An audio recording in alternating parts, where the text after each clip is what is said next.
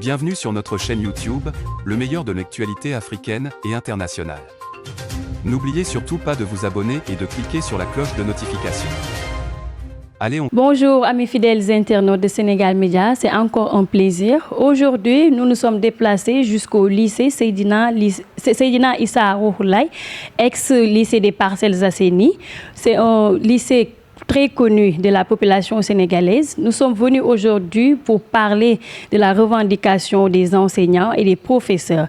Donc, je vais donner la parole à la censeur du lycée Seydina Issa Rouhoulaye. Je me présente, je m'appelle Mamalado Diakhaté. Je suis la censeur du lycée Seydina Issa Rouhoulaye. Voilà. Donc aujourd'hui, nous sommes là pour avoir des éclaircissements par rapport à la grève des professeurs qui a été notifiée depuis quelques jours. Donc, pouvez-vous nous apporter votre... Oui, à propos de cette grève qui perdure dans le temps, ça fait des années que ça dure. Cette grève est liée à quoi en général?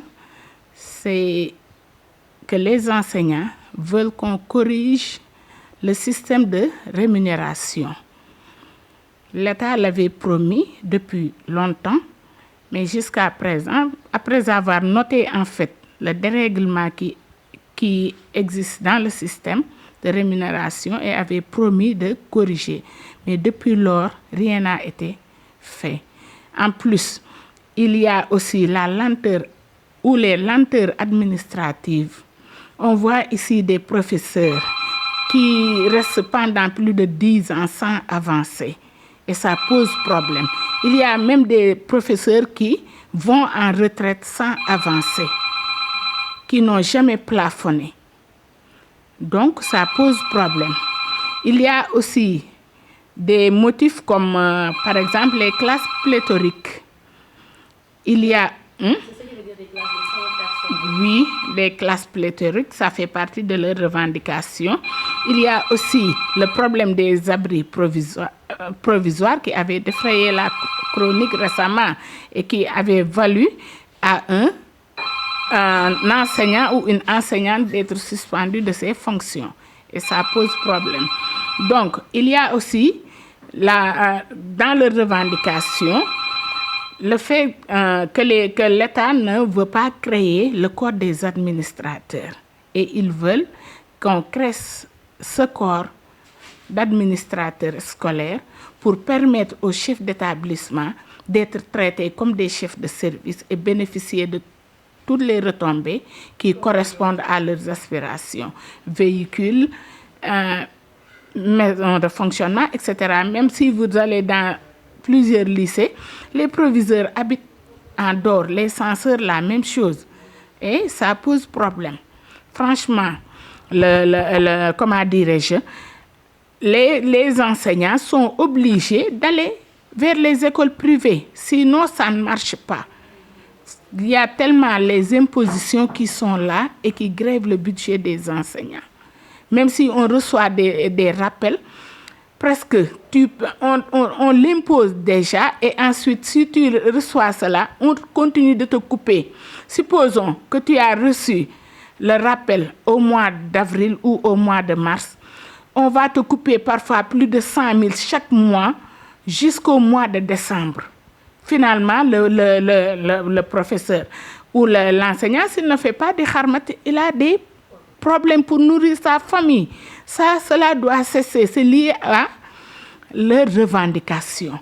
Donc, il faut que l'État s'occupe de cela. Déjà, il y a l'avènement de ce qu'on appelle les phares, c'est-à-dire les progressions harmonisées et les épreuves à évaluation, les évaluations à épreuves standardisées, qui demandent un système stable pour qu'on puisse remplir les conditions de s'approprier de ce dispositif national où il faut qu'on respecte le quantum horaire. Mais s'il y a toujours des grèves, ça ne résout absolument rien. Il faut qu'il commence par là-bas. Stabiliser le système pour qu'on puisse obtenir les résultats escomptés. On peut y parvenir, mais il faut corriger ces imperfections qui gangrènent le système éducatif. Voilà, si on fait cela, on pourra obtenir ce que nous voulons. Inch'Allah, de l'éducation.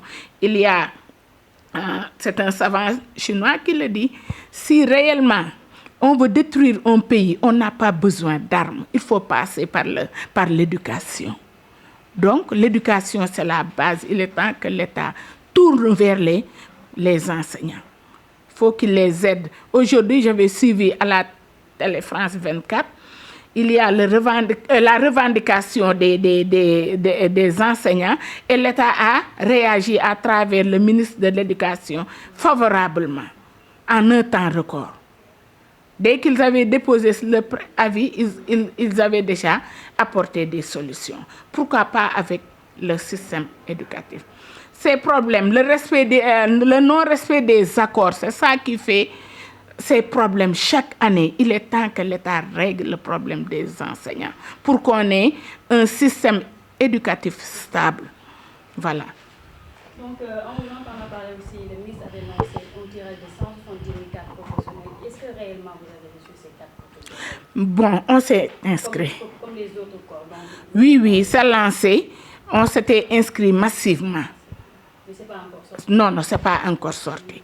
En tant que censeur du lycée Seydina Issa Rouhou Laye, quels sont les conseils que vous allez donner aux élèves qui sont dans les classes d'examen pendant ce moment de relâchement? Que doivent-ils faire?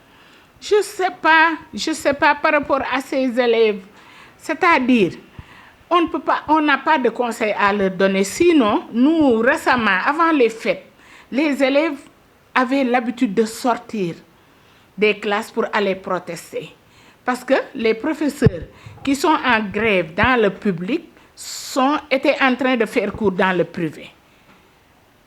Donc, ces élèves, se sentant lésés, nos élèves faisaient des mouvements d'humeur en faisant sortir toutes les écoles environnantes.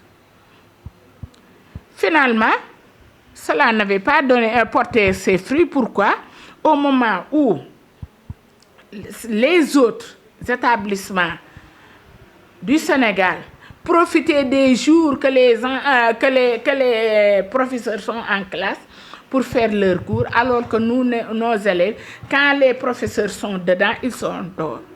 Finalement, on les avait ramenés sur le droit chemin, c'est-à-dire profiter comme les autres de ces moments où les professeurs sont en classe pour dispenser les enseignements apprentissages. Ce n'est pas leur faute quand même. Ce n'est pas leur faute. Nous, on espère que l'État va solutionner ces problèmes pour permettre à ces élèves qui sont en classe de terminale d'être à jour. Quand je les avais appelés ici, ils se disent que jusqu'à présent, il y a des professeurs qui n'ont fait aucune évaluation. Ou bien, ils n'ont fait qu'une seule leçon. Alors qu'il y a la lourdeur du programme. Donc, franchement, je les plains. Je ne sais pas ce qui va se passer. Si l'État ne résout pas les problèmes des enseignants, ça risque de perdurer dans le temps et dans l'espace. Il a les moyens. Il n'a qu'à les utiliser et solutionner ce problème pour que nos apprenants rentrent dans les classes et peuvent espérer à la fin de leurs apprentissages de pouvoir faire le bac et avoir le niveau.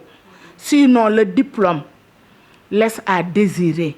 On ne peut pas évaluer un élève avec quelques cours alors qu'on n'a pas atteint le quantum horaire. Ça pose problème.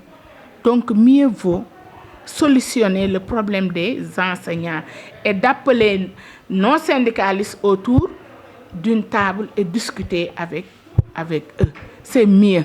Il est temps de stabiliser le système éducatif. Voilà. Merci Madame d'avoir accepté notre invitation et de nous avoir permis aussi d'échanger avec vous. Merci, je vous remercie. Donc, j'espère que vous allez véhiculer le message des enseignants pour pouvoir permettre à l'État de réagir et de sauver sa jeunesse. Un pays ne peut compter que sur sa jeunesse. C'est notre force. Il faut qu'il les aide à devenir quelqu'un plus tard. Amis chers internautes de nous avoir suivis, comme je vous l'avais dit à l'entame, nous sommes ici au lycée Seydina Issa Rouhou Laye. Nous étions venus pour parler et avoir des éclaircissements et nous avons eu des éclaircissements par rapport à la censeur qui nous a donné beaucoup d'informations. Donc ça a été un plaisir. Merci à toute l'équipe technique. Je vous donne rendez-vous pour de prochains reportages. Merci, à bientôt.